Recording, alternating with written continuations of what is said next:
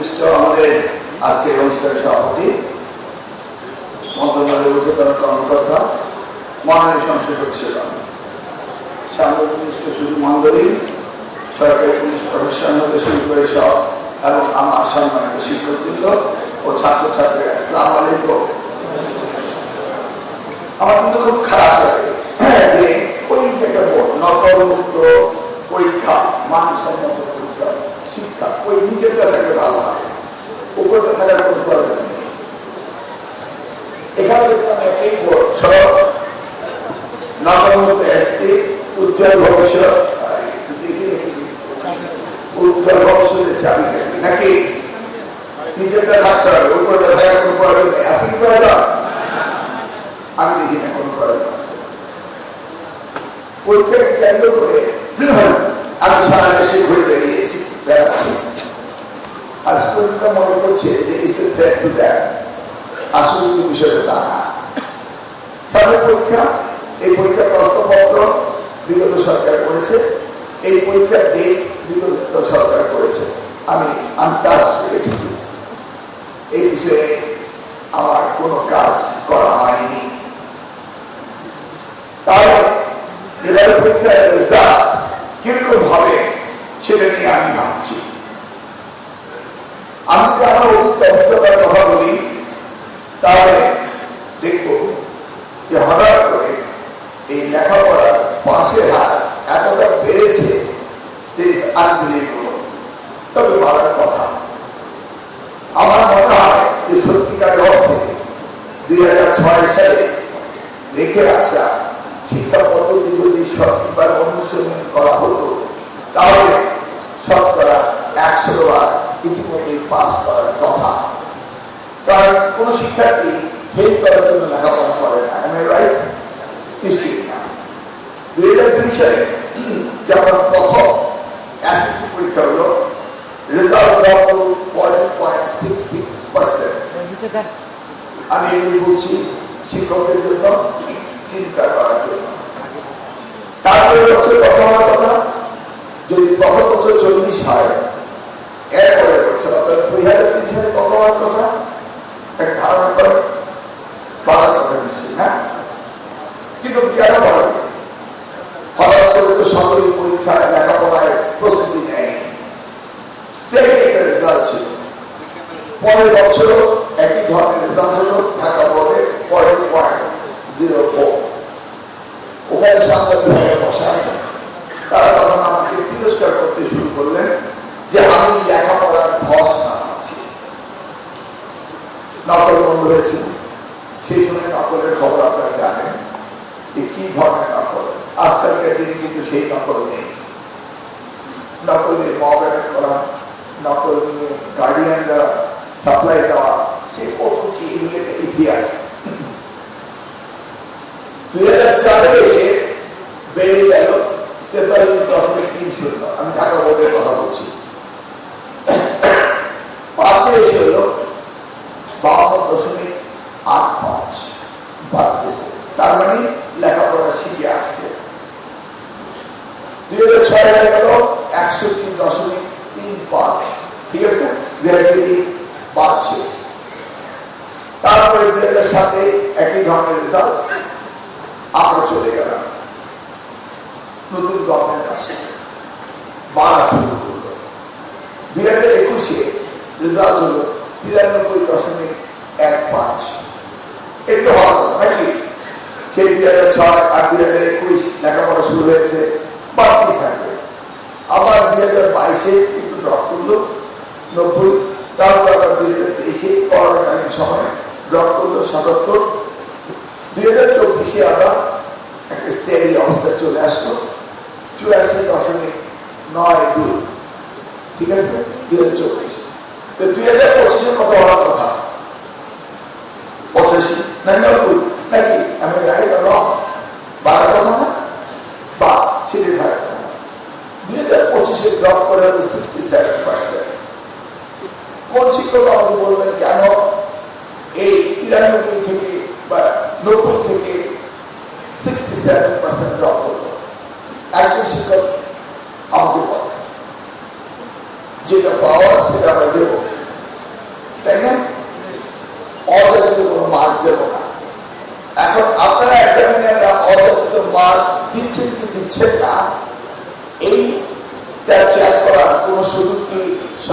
আছে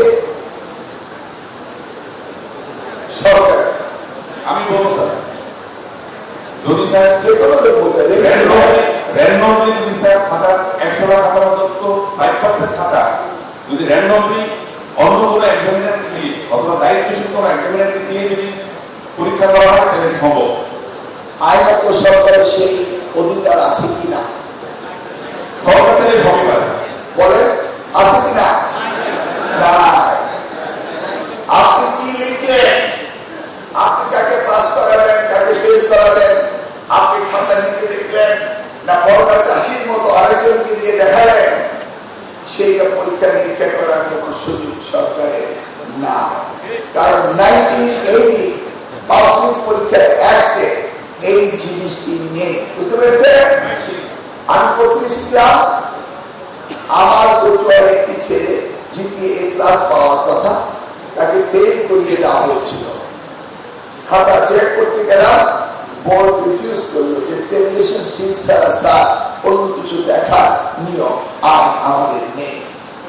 তারপর as a chief executive of the ministry, though it is my ministry and the chief executive, আমি আমার extra judicial পাওয়ার exercise করে আমি এই খাতা বের করে দেখলাম যে খাতার উপরে ওয়ার্নার শিট রয়েছে, ভিতরে একটা পাল দিয়ে দেওয়া হয়েছে।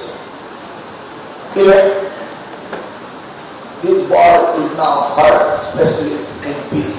The name is Dr. Atarullah. আর এই ধরনের বই আমরা আত্মহত্যা করেছি। আমি নাই রেজাল্ট খারাপ হয়েছিল বলে। কি আপনি কি জানেন না? নিশ্চয়ই জানেন নাকি? তাহলে এবার আমাদের প্রথম প্রয়োজন once for all আবার এই আইনকে মডার্নাইজ করা। 1980 যে নকল আইন ছিল, শহীদ রাষ্ট্রপতি জিয়া রহমান যিনি 16 দিনের শিক্ষামন্ত্রী হয়েছিলেন এবং আপনাদেরকে 50% বেতন দিয়ে ওনার শিক্ষার যাত্রা শুরু করেছিলেন, ডিআই নামক একটি প্রতিষ্ঠান দিয়ে অর্ডিনারি ইন্সপেকশন আপনাদের সরকারের কাছ থেকে টাকা নেওয়ার সুযোগ করে দিয়েছিলেন। সেই সময় এই নকলের সম্পর্কে একটি পাবলিক পরীক্ষা আইন হয়েছিল। সেই আইন জানতো না যে যুগের পরিবর্তনে আমরা এত স্মার্ট হবো যে আইনকে আমরা ভায়োলেট করবো, বাইপাস করবো, কিন্তু কেউ কিছু করতে পারবেন না। তাহলে আইন কি প্রয়োজন রয়েছে? বলেন আছে? ওকে, আমরা আইন পাল্টাচ্ছি। আগে পাবলিক পরীক্ষা ছিল, পরীক্ষা হলে খাতায় নকল কররত অবস্থায় যদি শিক্ষক তাকে ধরে অনলি দেন আপনি তাকে বিচারের ব্যবস্থা করতে পারেন, কিন্তু শিক্ষককে কিছু করার বিধান ছিল না। আপনি খাতা নিয়ে নকল নিয়ে পরীক্ষা কেন্দ্রে যাবেন, কিন্তু পরীক্ষা কররত অবস্থায় ধরা হয়নি, আইন সেই জায়গায় সুযোগটি ছিল না। তার আগের দিনে মানুষ সিনসিয়ার ছিল, শিক্ষকদের সামনে নকল করবে এই সাহসিকতাও ছিল না। আইনের প্রয়োজন হবে কেন? তবু শহীদ রাষ্ট্রপতি জিয়া রহমান এই আইনটা করেছিলেন বলেই আমি 2002, 2003, 2004, 2005, 2006 এসে নকলের 40 খাওয়া, তারপর তখন করা সব করেছিলাম। হয়েছিল তখন? তাহলে এই নকল আবার পুনর্জন্ম নেবে, এটা কিন্তু আমার ধারণা ছিল না। তাহলে নকলের মডেল পরিবর্তন হয়েছে। সেই জন্য বলছি মানসম্মত শিক্ষার প্রয়োজন হচ্ছে। নকলের মডেল শেষ, ওই শব্দিক অর্থ নকলের আর এখন সেই প্রয়োজনটা নেই। এখন নকল শুরু ডিজিটাল, এখন নকলের সহযোগিতা করছে শিক্ষকরা। কিভাবে? খাতায় উত্তর দিয়ে দিচ্ছে। নাম্বার বাড়িয়ে দিলে নকল করার কোনো প্রয়োজন আছে? খাতায় লিখলেই কি লিখে যাবে জানেন? ওই প্রশ্ন পত্র যে থাকে ওইটাই খাতায় লিখতে থাকে, মানে খাতা ভর্তি লেখা থাকতে হবে, উত্তরের সাথে কোনো সম্পর্ক থাকতে হবে না। তাহলে নকলে মডেল পাল্টিয়েছে। তারা করছে, শিক্ষকরা করাচ্ছে। তাহলে আমি কি বলবো যে 2001 সালে 2 সালে আমি আমেরিকা থেকে ইউরোপ থেকে শিক্ষক ইম্পোর্ট করে কত করেছিলাম? ইম্পোর্ট করে আপনারা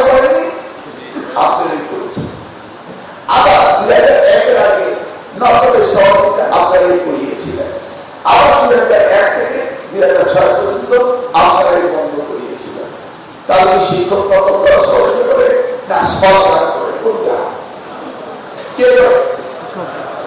হ্যাঁ, সরকার, শিক্ষকরা না।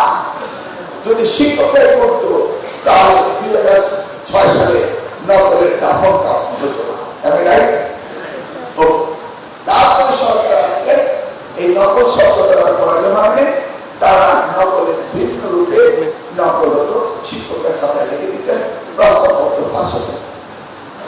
তাহলে এখন কি অবস্থা? 2025 সালে দেখা গিয়েছে শিক্ষকরা খাতায় বাড়তি নাম্বার দেয়নি এবং নকলের সহযোগিতা তেমন একটা করেনি। তাই না? তাহলে প্রমাণিত যে আমাদের পরিবেশ শিক্ষা, মানসম্মত শিক্ষা এখন আর নেই। সেই জায়গা থেকে আমাদের যেতে হবে। আজকে আসলে আমার বিলম্ব হল এক্স্যাক্টলি 1 ঘন্টা। 10টায় মিটিং করার কথা, আমি কল করে বলে দিলাম আপনারা মিটিং করে দিলাম। 10টার ভিতরে আমার ইউনেস্কো কমিশনের সাথে মিটিং শেষ করার কথা ছিল মন্ত্রণালয়। যেহেতু বিদেশে এসছে Asian development bank, world bank, UNESCO commission বিদেশে এসছে, তাই হুট করে উঠতে পারেনি, বিলম্বিত হল। সেখানে ওনারা আমাদেরকে অনেক অর্থনৈতিক সহযোগিতা করেন। অর্থাৎ আমরা যদি 100 টাকা 300 টাকা দিই, ওনারা 100 টাকা দিবেন, মানে 3:1। কিন্তু হঠাৎ করে আমেরিকা তার বাজেট কাট ডাউন করে দিল, এটা 1 মিলিয়ন না, ½ মিলিয়ন। তার যেখানে আমাদের 100 মিলিয়ন দিত, সেখানে তারা 50 মিলিয়ন দিচ্ছে। তো আমি তাদের সাথে নেগোসিয়েশন করছিলাম যে আমরা কিভাবে তাদের কাছ থেকে টাকা পাঠাতে পারি। তো তারা কি বলতো জানেন? যে তোমরা টাকা নিয়েছো বিগত দিনগুলোতে, কি করেছো সেই হিসাব দাও। টাকা তো আমরা দিয়েছিলাম আগে, কিন্তু it was working. Could we get any countable of our nickel and dime? আমরা দিয়েছি, সেটা আমরা পাইনি।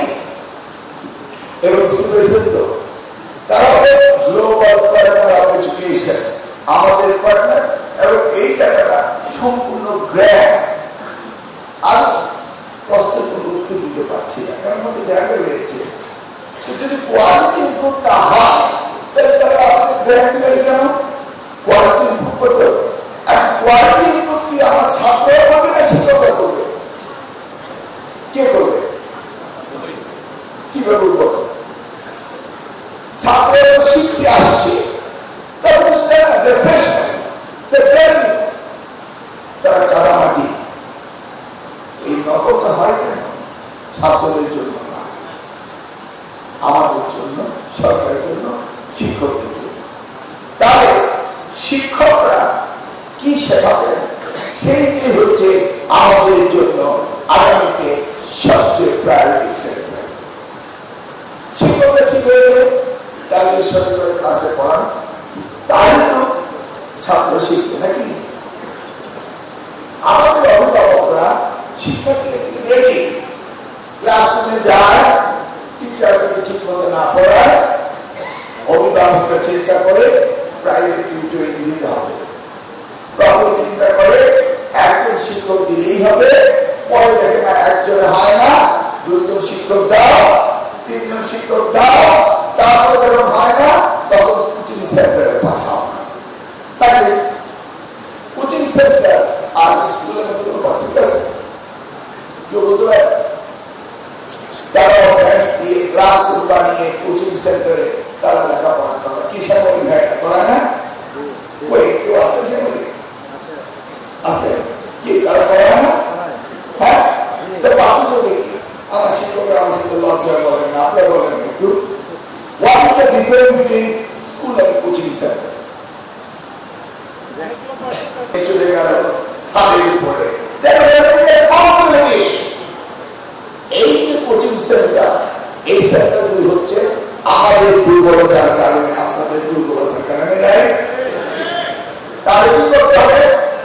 আমাদের টিচারকে আগে ট্রেন করতে হবে, এডুকেট করতে হবে, তাদেরকে কিভাবে শিক্ষা দিবে এখানে প্রশিক্ষণ বাড়াতে হবে। সেই জন্যই আজকে ইউনেস্কো কমিশনের কাছে বললাম যে আমি শিক্ষকদের ট্রেন করাবো, সেই তুমি আমাকে টাকা বাড়িয়ে দাও। ওরা বললো তোমার ইতিহাস বলো, তুমি যে এর আগে টাকা নিয়েছিলে, ট্রেনিং দিয়েছিলে, সেইটার কি উপকারিতা হয়েছে? বিগত বছরগুলোতে যে টাকা নেওয়া হয়েছে তার কি উপকারিতা, সেটা কিন্তু আমরা কেউ জানি না। এখন আসুন আমার সেই আগের কথা, শিক্ষকরা খাতা দেখতে পারেন কি পারেন না, এটা আমার জানা দরকার আছে না? এক্সামিনার হিসাবে বোর্ড তাদেরকে বলে দিল এক্সামিনার, তারা খাতা দেখলেন, রেজাল্ট দিলেন। এই যে এক্সামিনাররা খাতা ঠিক মতো দেখেছেন কিনা এইটা তো আমি জানি না। সেই জন্য আমি বলেছি যে এই আইনের ভিতরে খাতা রি-এক্সাম করার কমিশন থাকতে হবে। আমি স্যাম্পল র্যান্ডামলি পিক করবো, করে দেখবো খাতা এখন পদ্ধতি ঠিক আছে কিনা। আর এজন্য আমি কেউ বলছি যে আমি নাকি খাতা দেখার টাইপ করছি, কি ড্র করছেন করছেন। আর আমি দেখছি না কেউ আমার ন্যারেটিভ গুলো উত্থাপন করছে। আমার কোন এক্সামিনার ভালো, কোন এক্সামিনার ভালো না, কোন এক্সামিনারকে রাখা যাবে না, সেখানে রিওয়ার্ড নেই, পানিশমেন্ট নেই, ইভ্যালুয়েশন নেই, এইভাবে কি শিক্ষা ব্যবস্থা চলতে পারে? বলুন আপনারা, আপনারা কিন্তু আমার সাথে কাজ করবেন। আমি বলছি না আপনার ভুল করছে, আমি বলছি আপনার ভুল করছে বিকজ অফ দ্য সিস্টেম। জবাবদিহিতা ছিল না, ছিল কি? তাহলে আগামী যখন এই এসএসসি দাঁড়ে বা প্রাইমারি শিক্ষার পরীক্ষা শেষে আমরা র্যান্ডম খাতা নিয়ে এসে চেক করবো এক্সামিনাররা ঠিক করে খাতা দেখেছে কিনা, তাহলে উপকৃত হবে ওই আতঙ্কের মতো যাতে খাতা তার দিয়ে ফেলেছে, তারা উপকৃত হবে না? নিশ্চয়ই হবে। একটা সেটা উপকৃত হবো যে কারা কারা এক্সামিনার হয়েছে, তারা কিভাবে খাতা দেখেছে। এগুলো সেটা কি থাকবে? একটি অঙ্কের সরল অঙ্কের 10টি স্টেপ, লাস্ট জিরো রেজাল্ট ভুল করলে তাকে পার্সেন্টেজ নাম্বার দেওয়া হয় এমন তো না। সব ঠিকই রয়েছে, কিন্তু সরল হচ্ছে কিনা। আমাদের শিক্ষকদের মধ্যে কম্পিটিশন রয়েছে।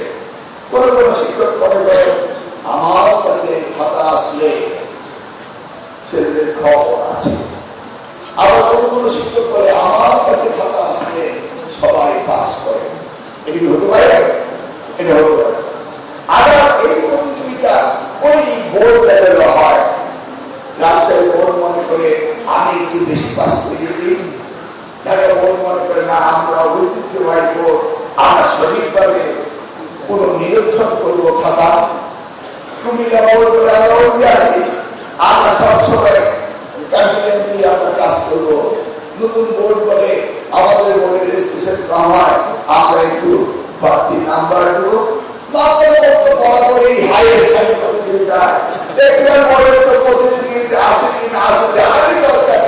সবাই ধরে নেয় যে মাদ্রাসা তাদের বাসের ভার সবচেয়ে বেশি হবে নাকি?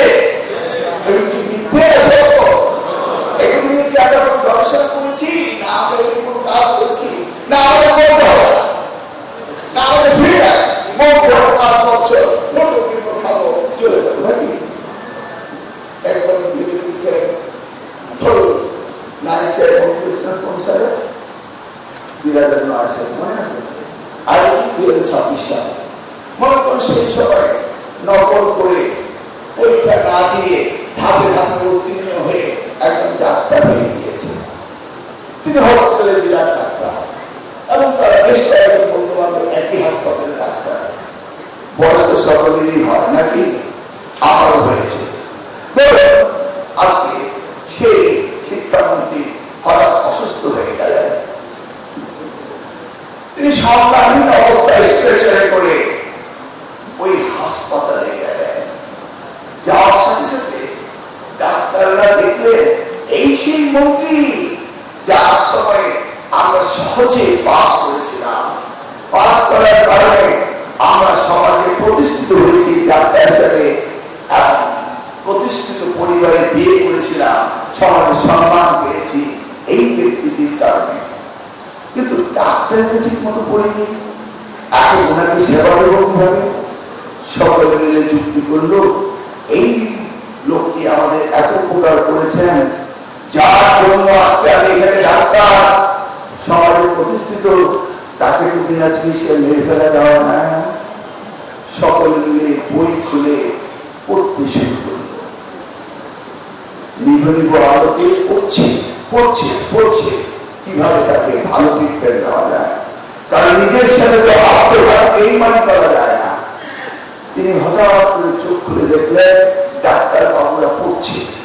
তিনি বললেন, হে বাবা, তোমরা কি আমাকে চিকিৎসা দেবে না? তখন ডাক্তার বাবুরা বলে বসলো, স্যার আপনার সাথে তো আমরা বেইমানি করতে পারি না, আমরা না পড়ে ডাক্তার হয়েছি, এখন পড়ে আপনাকে চিকিৎসা দেবো স্যার, এই কাজটি তো আমরা করতে পারি না। বুঝতে পেরেছেন? সেইভাবে আমরা আগামী দিনের প্রজন্মকে আমরা সেইভাবে তৈরি করবো না, আমাদের সিদ্ধান্ত নিতে হবে যে আমরা সকলে মিলে ওই আমাদের প্রধানমন্ত্রী তারেক রহমানের আগামী বাংলাদেশ আমরা করবো, এই সিদ্ধান্ত নিতে হবে আমাকে আপনাদেরকে, নাকি? এই জায়গায় আসার জন্য আমি সারা বাংলাদেশ ঘুরে বেড়াচ্ছি, আপনাদের কাছে অপিনিয়ন দিচ্ছি, আর সেই সঙ্গে সোশ্যাল মিডিয়া আর এগুলো আমি জবাব আসছি ছাত্রদেরকে জবাব করতে, আর একই সাথে বলেই যাচ্ছে ব্যর্থ হয়ে গিয়েছে এই মন্ত্রী। আরে ভাই, আমি কারখানা কাজ করছি, ওই ঢাকা বিশ্ববিদ্যালয়ের সব অধ্যাপকরা 30 দিনের মাথায় বলে ফেলেন ব্যর্থ, কেউ প্রমাণের পদত্যাগ করে। ওই শিক্ষক একবার ভেবে চেয়েছিলেন উনি কতটা ফ্রেশ ছিলেন, ব্যর্থ কি এত সহজ শব্দ? নিজের বিশ্ববিদ্যালয়ে কিউএস রেটিং ড্রপ করছে, নিজের ক্লাসরুমে খাতা ঠিক করে দেখতে পাচ্ছেন না, সকল মিলে মন্ত্রীর খাতা দেখছেন। এই হচ্ছে আমাদের সোশ্যাল মিডিয়া, নাকি? যাই করুন না কেন, আমাদের শিক্ষক আমরা সবাই মিলে এবার প্রতিজ্ঞাবদ্ধ, আমরা বাংলাদেশের শিক্ষা ব্যবস্থাকে পরিবর্তন আনবো। আমরা আছেন আমার সাথে? আমি বিগত হতে চাই না, আমি আগামী নিয়ে কথা বলতে চাই। আমি জানি বিগত শিক্ষকদের সর্বোচ্চ টাকার পরেও তারা কাজ করতে পারেননি, আমাদের সেই জায়গায় যেতে হবে। তাহলে এই যে আইনের পরিবর্তন আমি আনছি, প্রত্যেকটি প্রয়োজনে এনে আনছি। 21শে এপ্রিল পরীক্ষা হবে, শিক্ষার্থীদেরকে জানতো তারা হঠাৎ করে উদ্বিগ্ন কেন? কেন আমাকে ঠাকুর দেয় আমার বিরুদ্ধে মিছিল করতে হবে? আবার তারাই উত্তর দিচ্ছে কেউ কেউ, সাবধান, এবার মন্ত্রী কিন্তু তোদের ঠাকুর কাছেই আসবে না, অঞ্চলে আসবে, ওকে পাওয়া যায়। কোনো কোশ্চেন আছে এবার পরীক্ষা নিয়ে কোন শিক্ষকের? বল।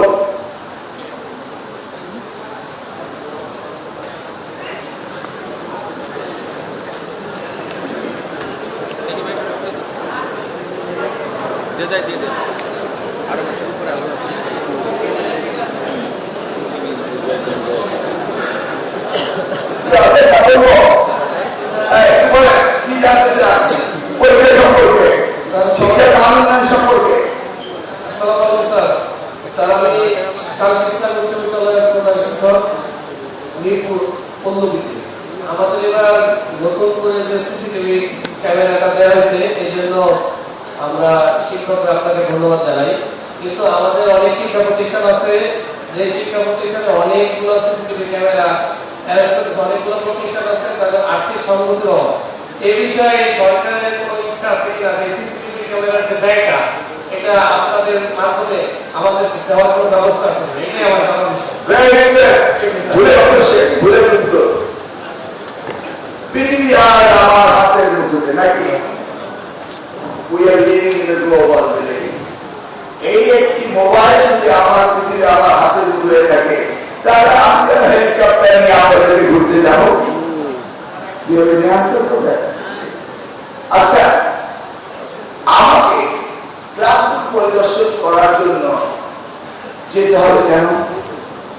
কারণ প্রত্যেকটা স্কুল, কলেজ, মাদ্রাসা সব জায়গায় যদি ক্লাসরুমে সিসি ক্যামেরা থাকে, আর আমি মন্ত্রণালয়ে বসে যখন ইচ্ছা তখনই যে কোনো ক্লাসরুম ইন্সপেকশন করতে পারবো, শিক্ষকরা পড়াচ্ছে কিনা, ছাত্ররা রেসিপ্রোকাল কিনা, করছে কিনা, নাকি দেখা যাবে না? তাই এই সিসি ক্যামেরা সিস্টেম যদি আমরা ইন্ট্রোডিউস করি, তাহলে শিক্ষক ছাত্ররা তাদের যে সমন্বিত সাধন অর্থাৎ সিকিউরিটি আমরা কন্ট্রোল করছি, যে তারা কিভাবে ক্লাস করাচ্ছে, এটাকে আমাদের প্রবলেম নেই। আচ্ছা, শিক্ষা মন্ত্রণালয় হাজার হাজার কোটি টাকা প্রজেক্ট বাজেট এরা ওনারা খুব জানে যারা শিক্ষাবিদ করে। তাহলে এই সিসি ক্যামেরা আমি কি বলছি যে শুধু নকল ধরার জন্য? No, you are getting it রং।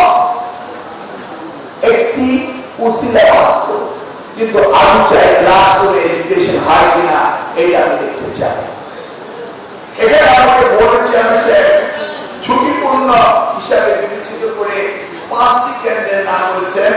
একটু দিঘিপাড় অবরাচরণ বিদ্যানিকেতন দক্ষিণপাড়ি মুন্সিগঞ্জ, 2 নম্বর হলো শাহরায় উচ্চ বিদ্যালয় সিংহায় মানিকগঞ্জ, আমতলী ফেতুর শেখ উচ্চ বিদ্যালয় আমতলী দৌলতপুর মানিকগঞ্জ, মানিকগঞ্জ পড়ল, Khaserhat Syed Abu Hossain school and college Kalkini Madaripur, Karambari উচ্চ বিদ্যালয় রাজুরি মাদারীপুর।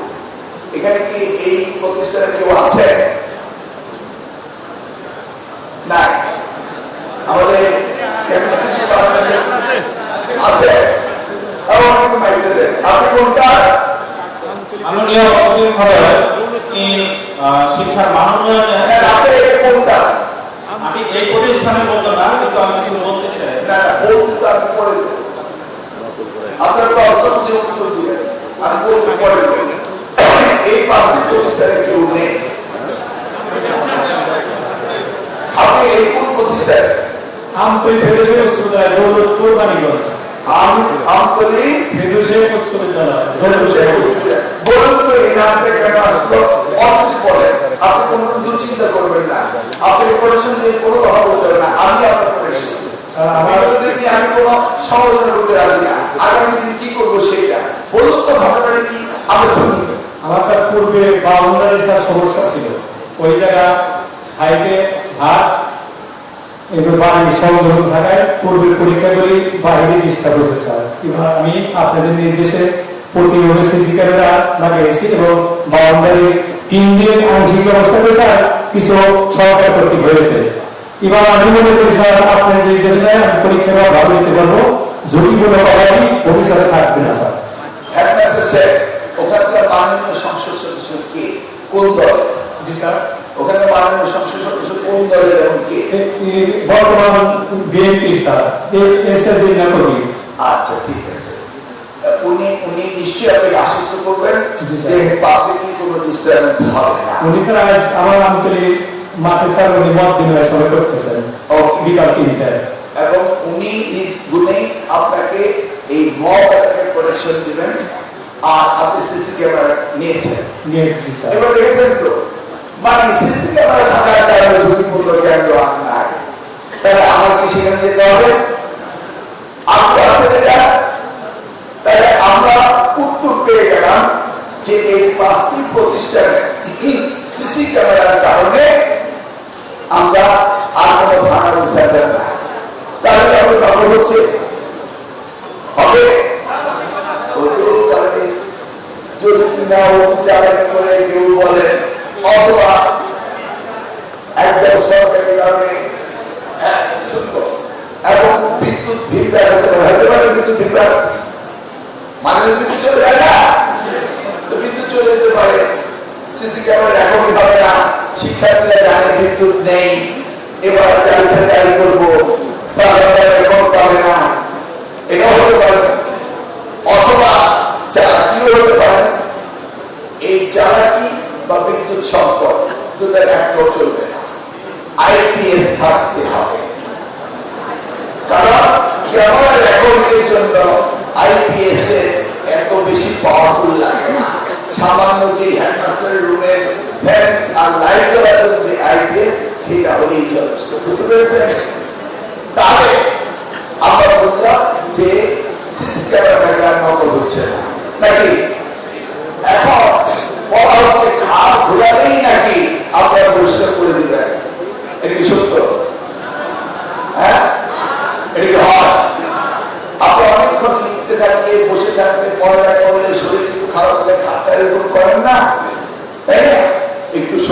একটু মোচন দিয়ে ঠিক করেন না, তো এটা করলে কি তখন হয়ে গেল? আমার সিসি ক্যামেরা ঠিকই থাকবে এবং আর্কাইভে রেকর্ড থাকবে। আমি আপনাদের কাছে পাসওয়ার্ডে ব্লুটুথ নিয়ে সরাসরি দেখবো এবং পাসওয়ার্ড আপনার চেয়ারম্যানের কাছে পাঠিয়ে দিতে হবে। আর যদি সেই জায়গায় কোনো রকম ভাবে কোন প্রবণতার কারণে আপনাদেরকে আমি চেক না করতে পারি, আর্কাইভে থাকতে হবে। ওই যে দেখেছেন সাংবাদিকরা, ওনার একটু পরীক্ষা হতে যাবে না, গেলে বিশৃঙ্খল হতে পারে, কিন্তু ওনার ঠিকই খবর রাখে। ওনার পরে নিউজ করে দিয়েছে যে এখানে এটা হয়েছিল সেটা হয়েছিল। এই নিউজগুলো কিন্তু আমি পড়ি, আমি দেখি, কারণ আমার বিরুদ্ধে হলো দেখবো, আমার পক্ষে হলো দেখবো, আমাকে নিউজ দেখতেই হবে। জলে বাস করবো, কুমিরের ভয়ে বাধা হবে না, যুদ্ধ করেই বাস করবো। বিরুদ্ধে লেখো আর সপক্ষে লেখো, আমি তাদের লেখা দেখি। এবং আপনারা কি করবেন, নিশ্চিত জেনে থাকবেন যে আপনাদের ভাঙারোল সেন্টারে সাংবাদিকরা খুঁটিনাটি লিখবে। আর মাননীয় সংসদ সদস্যদের দায়িত্ব রয়েছে, তারাও দেখবেন। কি বলতে চেয়েছিলেন আপনি?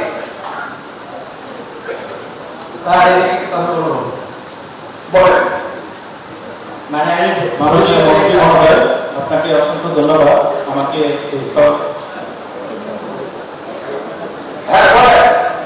হ্যালো, আমি আজকের আলোচনায় এবং পরীক্ষা সংক্রান্ত বিষয়ে 5টি সমস্যা পেয়েছি। একটা হচ্ছে নকল, নাম্বার 2 হচ্ছে প্রশ্নপত্র ফাঁস, নাম্বার 3 হচ্ছে কাজ পাস, যেটাকে আমরা বলি পরীক্ষায় লিখলেই পাস, নাম্বার 4 হচ্ছে শর্টকাট সিলেবাস, নাম্বার 5 হচ্ছে বিগত দিনগুলো অপকাশ। এই সমস্ত কারণে বিগত সময়ে শিক্ষা ব্যবস্থাকে কলুষিত হয়েছে। এই সমস্যাগুলো যদি না থাকে তাহলে পরীক্ষা পদ্ধতি অনেক সুন্দর হবে। সর্বোপরি কথা হচ্ছে এক্সামিনেশন বা পরীক্ষা একটি ছাত্রের মূল্যায়নের মানদণ্ড, সেটা সঠিকভাবে নিতে হবে। এই পরীক্ষা পদ্ধতিকে একটি বাস্তব রূপ দিতে হবে, যেটা সিলেবাসের সাথে সঙ্গতিপূর্ণ হতে হবে। আমি বলতে চাচ্ছি আমাদের শিক্ষা ব্যবস্থায় ইউনিক কারিকুলাম থাকতে হবে। শিক্ষা ব্যবস্থায় অনেকগুলো ভাগ আছে, ইংলিশ মিডিয়াম, বাংলা মিডিয়াম, মাদ্রাসা শিক্ষা, কারিগরি শিক্ষা। এই শিক্ষা ব্যবস্থাকে ইউনিক একটি এডুকেশন সিস্টেম করতে হবে। আমি মনে করি সেটা করলে এদেশের শিক্ষা ব্যবস্থার পরিবর্তন হবে। শিক্ষা ব্যবস্থা যদি বৈষম্য থাকে, আপনারা একটা শ্রেণী দিয়েছেন, আমরা বুঝতে পেরেছি। এক নম্বর নকল। মন্ত্রী মহোদয়, আরেকটি কথা বলি, সেটা হচ্ছে আপনি আমাদেরকে বলেছেন যে আমাদেরকে নিয়ে কাজ করবেন। আমরা আপনাকে নিয়ে, আপনার আদর্শকে বা আপনার সাথে কাজ করব শিক্ষার মান উন্নয়নে। আপনি যা বলবেন আমাদেরকে আমরা অবশ্যই করব। আপনার আদেশ, আপনার হুকুম অক্ষরে অক্ষরে পালন করব। কিন্তু আমাদেরকে আমাদের শিক্ষা ধন্যবাদ।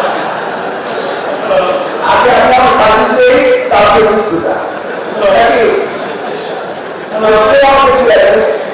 পরে কিন্তুটা আমি দেখবো। কিন্তুর জন্য তারপর আমি কিন্তু অ্যাড্রেস করি কিনা সেটা দেখবেন। কারণ আপনাদের বিগত 17-18 বছর কিন্তু এখন আসলে আমার পক্ষে অ্যাড্রেস করা সম্ভব। আমি সব কিন্তু জানি। আজকে আসে আমরা আমাদের সন্তানদের মানুষ করবো। আমি গরিব ধনী, দিনের ঘর, ঘর নেই, বাতি নেই, লাইট নেই, কারণ নেই, চোখ নেই, খাতা নেই, বই নেই, তারপর আমার ছাত্রকে, আমার ছেলেকে আমি মানুষ করাবো। আজকে সেই জায়গাতে আসবে। আমার কি হবে আসবে? দেখো আমার কি হবে সেটা আমি বলি যে যার কিছু নেই সেও কিন্তু হারের কোনো বিক্রি করে পরীক্ষার ফি দেয় নাকি? ধরে নেন আমার কিছু নেই, আমি হারের কোনো বিক্রি করবো, তারপর আমার সন্তানকে পড়াবো। পৃথিবীতে সবচেয়ে বেশি ইনভেস্টমেন্ট হয় সন্তানদের জন্য, এবং সরকারও সবচেয়ে বেশি ইনভেস্টমেন্ট করবে শিক্ষার জন্য। সেই শিক্ষা ব্যবস্থার ইনভেস্টমেন্ট এই সরকারের প্রথম কমিটমেন্ট করেছে যে 5% জিডিপি দেওয়া হবে, বলেনি যারা তখন। কিন্তু আমি কি 5% দিতে পারবো? কি ভাই সাংবাদিকরা, যেখানে না খেতে খেতে আমরা শুকনো, রুগ্ন, মিষ্ট, দুর্বল হয়ে গিয়েছি, হঠাৎ যদি বিশাল দেশে করে খাবার দাবার খাওয়া যায়। আমাকে বলেছে কিন্তু আমি নিতে পারছি না। আমাকে নিতে হবে আস্তে আস্তে, বুঝতে পেরেছেন তো? অতএব সরকার দিবেন, প্রধানমন্ত্রী দিবেন, আমরা সামনের দিকে নেব, সব ব্যবস্থা করবো। প্রশ্নপত্র ফাঁস, এখন কি হবে? কিভাবে হবে? আমরা 5টা পয়েন্ট ডিসকাশন করছি। উনি বললেন প্রশ্নপত্র ফাঁস কিভাবে হবে? এমসিকিউ পদ্ধতিতে ঢাকার স্বনামধন্য এবং ভালো স্কুল কলেজগুলিও এমসিকিউ পরীক্ষার সময় প্রথম 20 মিনিট তারা আনসার করে না। এটা কি সাংবাদিকভাবে মিথ্যে বলছি? সত্য সত্য সত্য তারা সবাই মিলে বলি, তাহলে আমাকে কেউ গ্রহণ করবে না। আর আপনি যদি কেউ না বলেন প্রধানমন্ত্রী বলছে নাকি? সত্য? আচ্ছা, এই 20 মিনিট কার অপেক্ষায় থাকে? কোন অ্যাঞ্জেল অপেক্ষায় থাকে? কোন অ্যাঞ্জেল এসে এই 20 মিনিটে এই প্রশ্নগুলোর উত্তর দিয়ে দেবে? লাস্ট 10 মিনিটে সেই প্রশ্নের উত্তর দিয়ে দিবে। এই অ্যাঞ্জেলকে কে পাঠায় প্রশ্নগুলো? বলবেন না? আমি বলে পারবো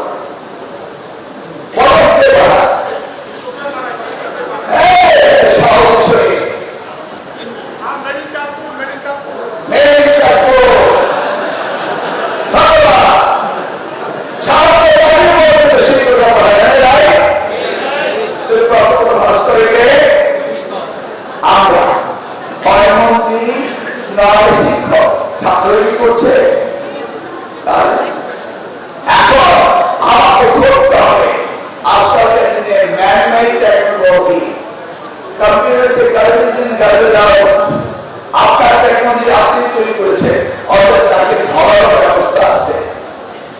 এইটাকে এই সাইবার ক্রাইম যারা করে তাদের সাথে আমরা যোগাযোগ করেছি, স্পেশালিস্ট এখানকার না সিঙ্গাপুরে বলে এত জায়গাতে চলে যায়। আরে বাংলাদেশিরা নাই এইসব কাজ করে, সবাই নিজ গুণে আমার সাথে যোগাযোগ করে। আমার সাথে অলরেডি এই সাইবার ক্রাইম যারা করে করতে পারে আমাকে নিজ গুণে যোগাযোগ করে বলছে, স্যার আমি এটা ধরে দেবো, আপনি শুধু ক্যাম্পাস সচিব যাদের মোবাইল নাম্বার দিয়েছেন তাদের নাম্বারটা আমার কাছে পাঠিয়ে দেন, বলবো কিচ্ছু করতে পারে, সিঙ্গাপুর করে ধরে দেবো। কি is it possible? Is it possible? বুঝছেন? Nothing is impossible. আমি পরীক্ষার্থীদের জন্য আসিনি এখানে, আমি এসেছি পরীক্ষক শিক্ষকদের সাথে কথা বলতে। আমাদের আজকে প্রমিস করতে হবে আমরা চাই এই সুন্দর পরিবেশে পরীক্ষা হবে। তাহলে এমসিকিউ পদ্ধতিতে আমরা দেখবো প্রথম থেকে লেখাপড়া করছি কিনা, এবং সিসি ক্যামেরাগুলো যেন আমার বলা হয় না বিদ্যুৎ শাটডাউন হয়ে গিয়েছে, আপনাদের আইপিএস যেন থাকে, এবং এই এমসিকিউ পরীক্ষার প্রত্যেকটি রেকর্ডিং থাকতে হবে। ঠিক আছে? পরীক্ষা হবে, কাগজ নিয়ে গেলে কার দোষ? একজন বলেন না, একজন স্যার ছাত্রের দোষ, হ্যাঁ যে আমি একটু কথা বলবো এদিকে স্যার। আমি তো কথা শুনছি, আমার প্রশ্নোত্তর আগে গেলেন আপনি কোন দিকে? আপনি বিষয়টা হচ্ছে পরীক্ষার কেন্দ্রের সংখ্যা অনেক বেশি বিগত বছরগুলোতে। আমি যে প্রশ্ন করছি সেটা উত্তর দেন। আপনি শিক্ষক, প্রশ্ন না শুধু উত্তর দেন কেন? দাঁড়ান আপনি প্রশ্ন দেন, আমি গেলে আপনার দাঁড়ান একটু কষ্ট হচ্ছে বলুন। এবার পরীক্ষা হবে, কাগজ নিয়ে ঢোকা শিক্ষার্থীদের কোনো সুযোগ আছে? চেক করতে হবে, চেক করে ঢোকা, মেয়ে হোক ছেলে হোক, মেয়েদের জন্য চেক করার হবে, ছেলেদের ব্যবস্থা আছে। তারপরে কি পরীক্ষা হবে কাগজ ঢুকতে পারবে না? ঢুকতে যদি পারবে সেটাতে শিক্ষকরা সহযোগিতা করে। কেন? ও এই জন্য পরীক্ষা হলের ভিতরে বাথরুমে যদি কোনো কাগজ পাওয়া যায় সেই জন্য দায়ী হবেন কেন্দ্র সচিব। এটা কি ভুল হয়েছে না? এখন তুমি পাশে কিছুটা সমস্যা আছে, কেন্দ্র সচিব সর্বক্ষেত্রে দায়ী থাকবে না, কিন্তু সারাক্ষণ সেখানে পাহারা দেওয়া সম্ভব না। তাহলে আমার মতো হিসেবে সম্ভব না পরীক্ষা দেওয়া, এইগুলো আপনি বলে আমার সম্ভব না, চলে যায় দায়িত্ব যেটা সেটা সম্ভব হতেই হবে। That's the duty charter, that's the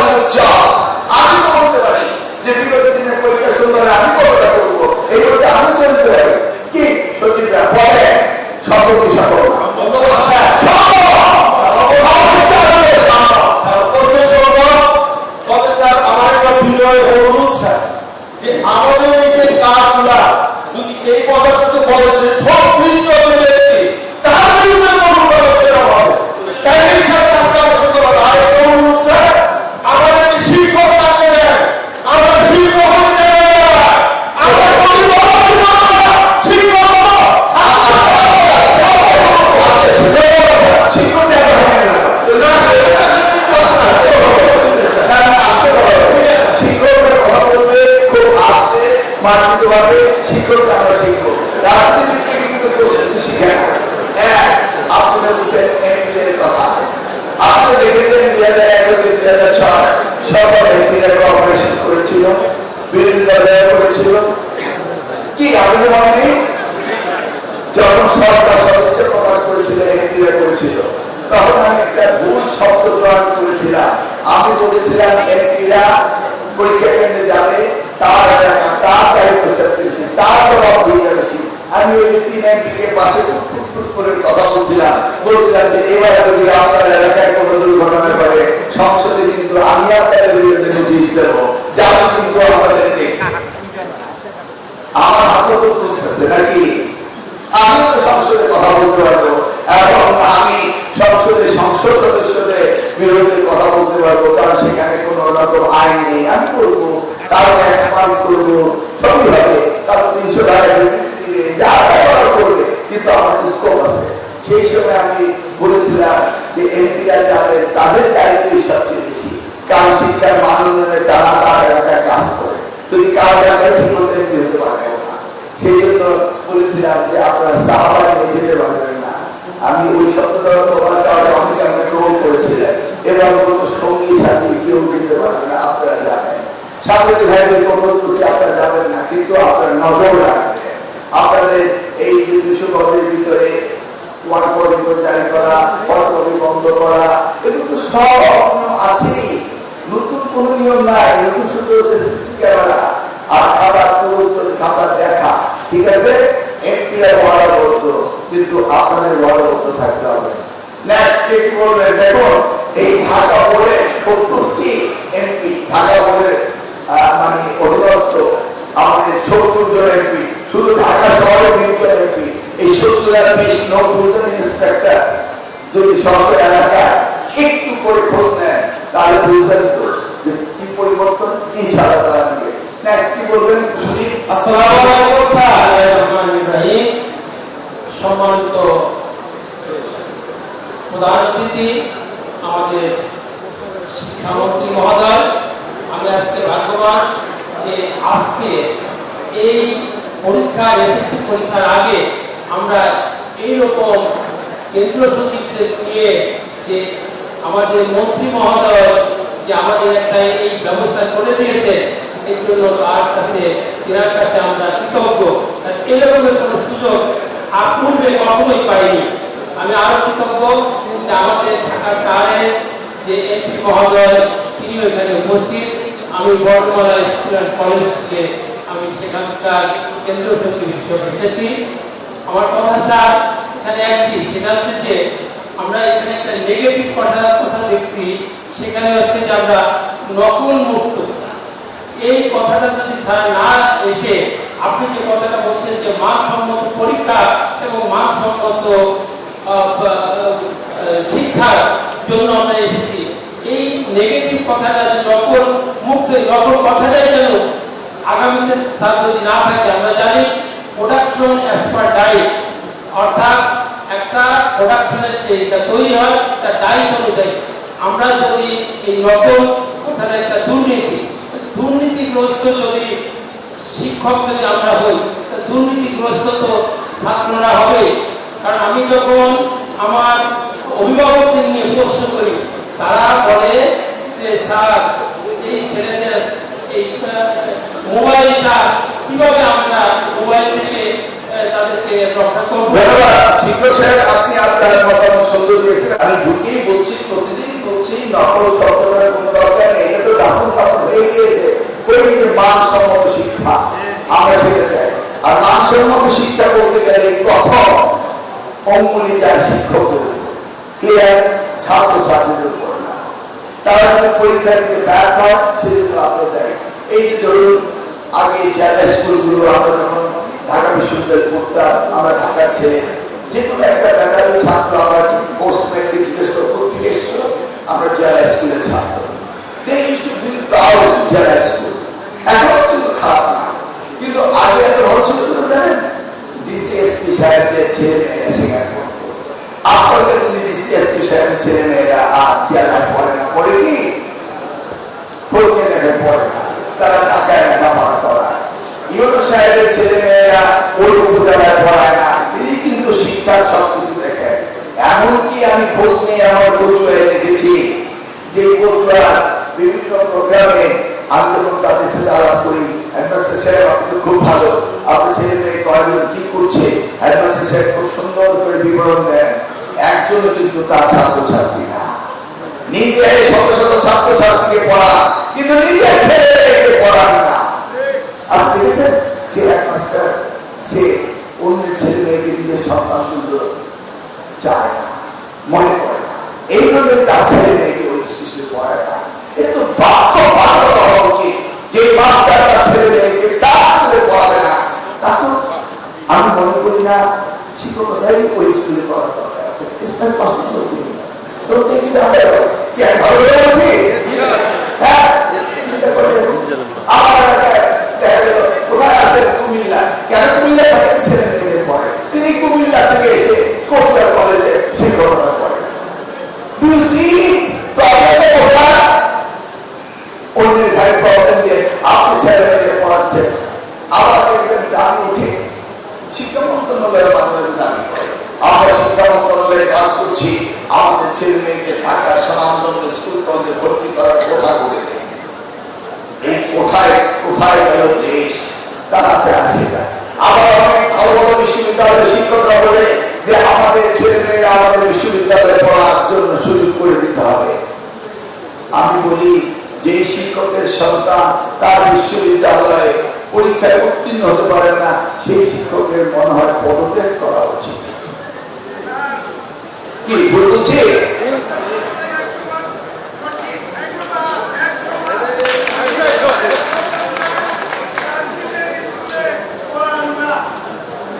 শিক্ষকদের সন্তানদেরকে তার নিজ স্কুলে পড়ান না, পড়ান সংখ্যায়ক। অনেক অনেক আইন লিপিবদ্ধ করতে হয় না, কিন্তু অনেক আইন আমরা পাশেই করব। দয়া করে আপনার সন্তানকে আপনার স্কুলে পড়াবেন, তাহলে সেই স্কুলে ট্রান্সফার নিয়ে যাবেন, কিন্তু অন্য জায়গায় আপনার সন্তানকে পড়াবেন না।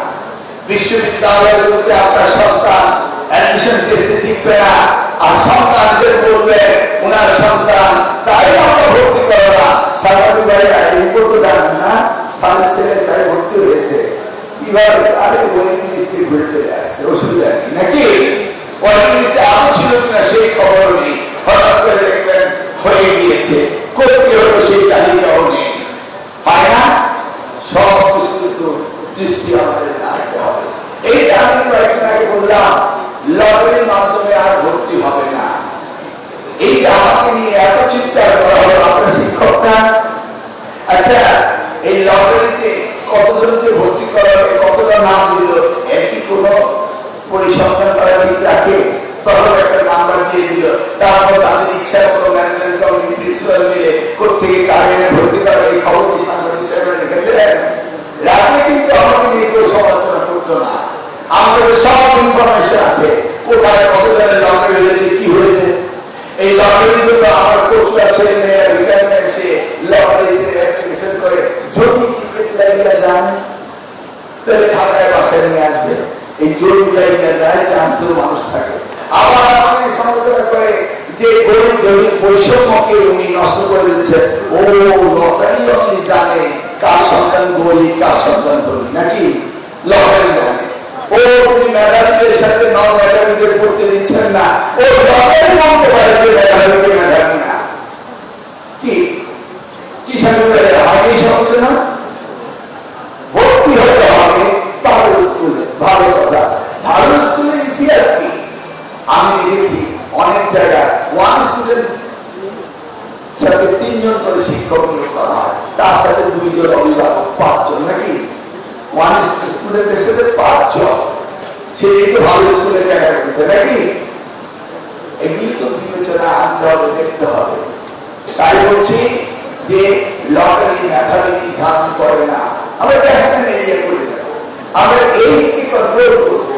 আমরা বাচ্চাদেরকে নিউরো সায়েন্টিস্ট বানাচ্ছি না যে তাদেরকে এমন প্রশ্ন করবো, কেউ বলছে হাসপাতাল আব্দুল্লাহ কোচিং সেন্টার আছে, মাননীয় সংসদ সদস্য উনি প্রস্তাব করলেন গেল মেয়ে কোচিংকে প্রভাবিত করছে, এগুলো কোনো কথা হলো?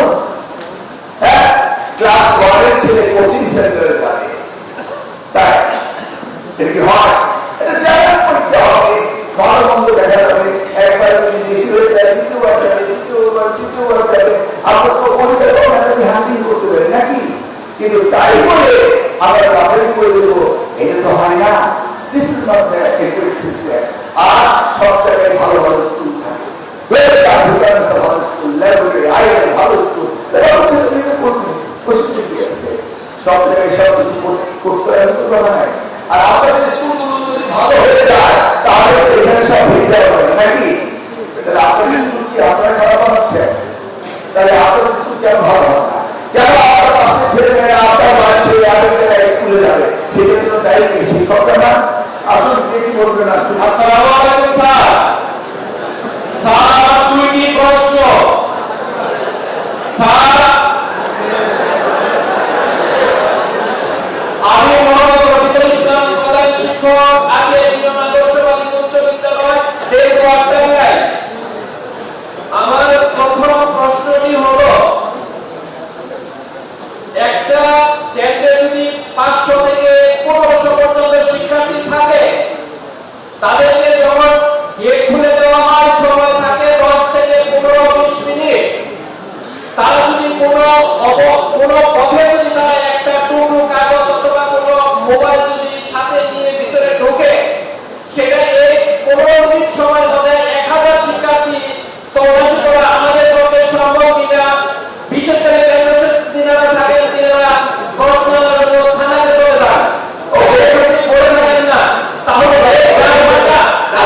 একটা নগর থাকলে শুনেছি তো, একটা কথা বলেন। জি স্যার। আর দ্বিতীয় আমি শুনেছি, চুপ করে। আর দ্বিতীয় প্রশ্ন, আগে প্রশ্ন করো, চুপ করে।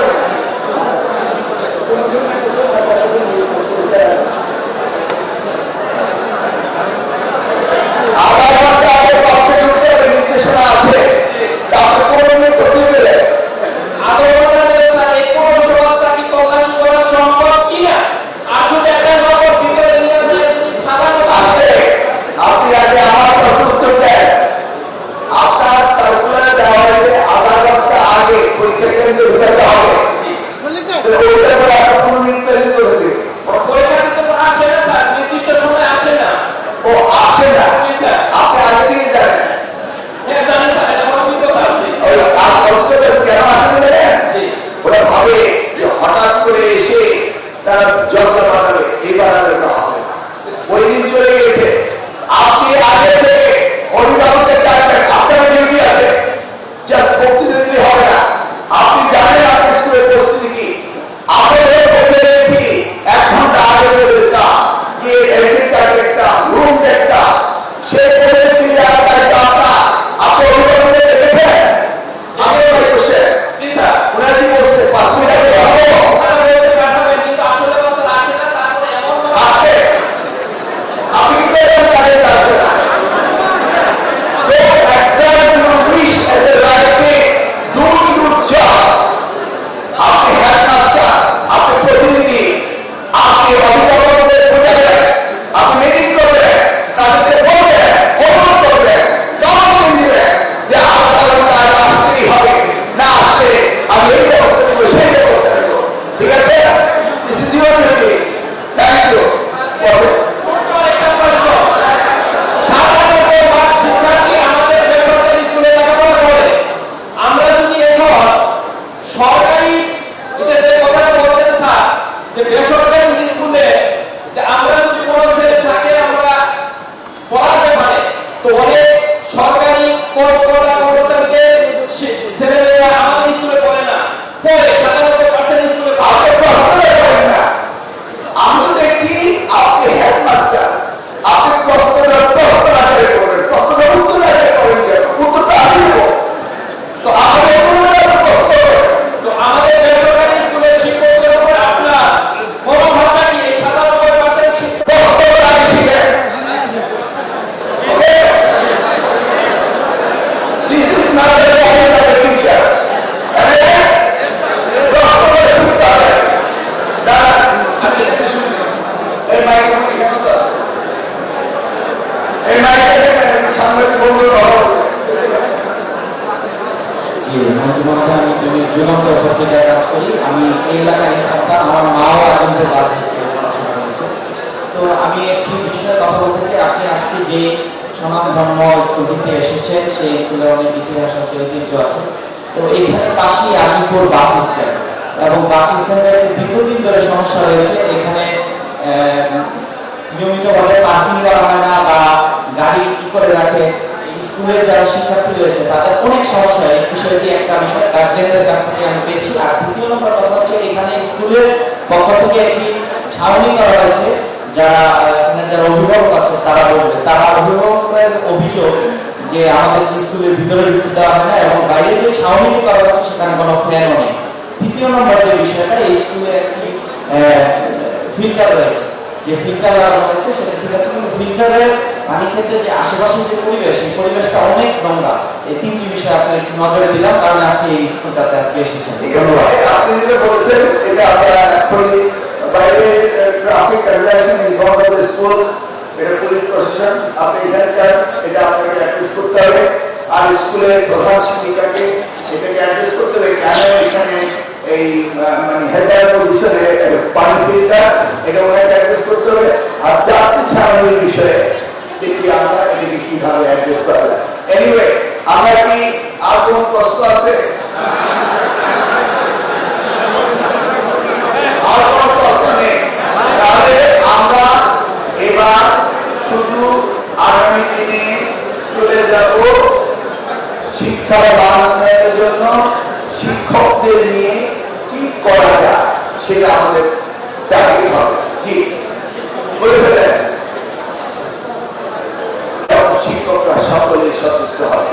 এবং একই সাথে আমি অভিভাবকদের সাথে কথা বলবো, আপনার অভিভাবক ফোন করবেন, তাদেরকে বলবেন যে আমরা আপনার ছাত্র ছাত্রীকে আমরা পড়াচ্ছি ক্লাসে, আপনাদের ক্লাস পড়াচ্ছি, তাহলে কেন আপনি আপনার সন্তানকে কোচিংয়ে পড়াবেন? এই প্রশ্নের উত্তর প্রত্যেকটি স্কুল বেস হতে হবে, এরিয়া বেস হতে হবে। 3 নম্বর হচ্ছে, আমি মাননীয় সংসদের সদস্যের কাছে কিছু চিঠি পাঠিয়েছি, আরো পাঠাবো। সেটা হচ্ছে রিটায়ার্ড টিচার্স পোল।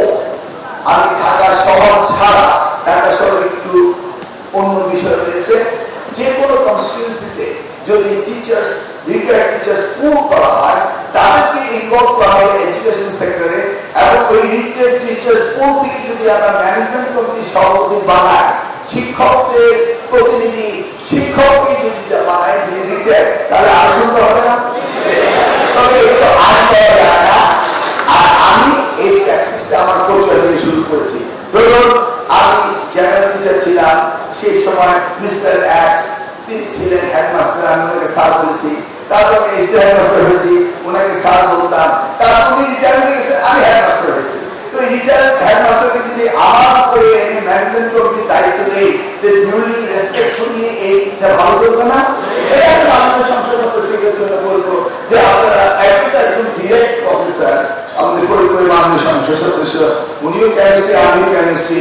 আমি বললাম যে আমার ওখানে গিয়ে 2টা কেমিস্ট্রি ফর্মুলা জিজ্ঞেস করা দরকার ছিল। তারপরে উনি বললেন যে আপনাকে জিজ্ঞেস করা দরকার, কেমিস্ট্রি মানে more unique, more you for cat. আমারও মনে নেই, উদাহরণ মনে নেই। তো সেই ধরনের মনে না থাকলেও উনি যদি একটি শিক্ষা প্রতিষ্ঠানে সভাপতি হিসেবে কাজ করেন, একটা শিক্ষক, আমি এমপি হিসেবে বলছি না, এমপি হিসেবে বললেই এটা পলিসি চলে যায়। সেই জন্য আমি কোনো এমপিকে রিকোয়েস্ট করি না যে আপনাদের শিক্ষক ম্যানেজমেন্ট কমিটির সভাপতি হতে হবে। আমি বলি যে রিটায়ার্ড টিচার্স পুল তৈরি করে, সেই রিটায়ার্ড টিচার্স পুল থেকে যদি আমরা রিটায়ার্ড শিক্ষকদেরকে স্কুল, কলেজ, মাদ্রাসা এবং কলেজের সভাপতি, ম্যানেজমেন্ট কমিটির সভাপতি নির্বাচন করি, আনসারেবল, তাই না? এগুলি আমাদের প্র্যাকটিস করতে হবে, নতুন নতুন ভাবে ইনোভেটিভ আইডিয়া নিয়ে আমাদের এই কাজগুলি করতে হবে। তাহলে দেখবেন আপনার এই সমস্যাগুলির সমাধান হবে। কোচিং এভাবে আমাদের করতে হবে। কারিকুলাম সিলেবাস নিয়ে আমরা যে কাজগুলো করছি, ধরুন আমাদের 9, 10 2 বছর, 11, 12 2 বছর, তাহলে একটি ছেলে মেয়ে যদি 6 বছরে ভর্তি হয়, তাহলে সে বেরিয়ে যাবে 12 বছর, 12 আর 6 18, নাকি? In the meantime, দেখা গেল ক্লাস 10 পরীক্ষা দিয়ে সে পাস করলো, টেস্ট হয়ে গেল, হঠাৎ করে বোর্ড এসে বলে, হে দাঁড়াও, আমরা একটা সিঙ্গেল ব্যারোমিটারের টেস্ট দিব যে তুমি আসলে পাস করেছো কিনা।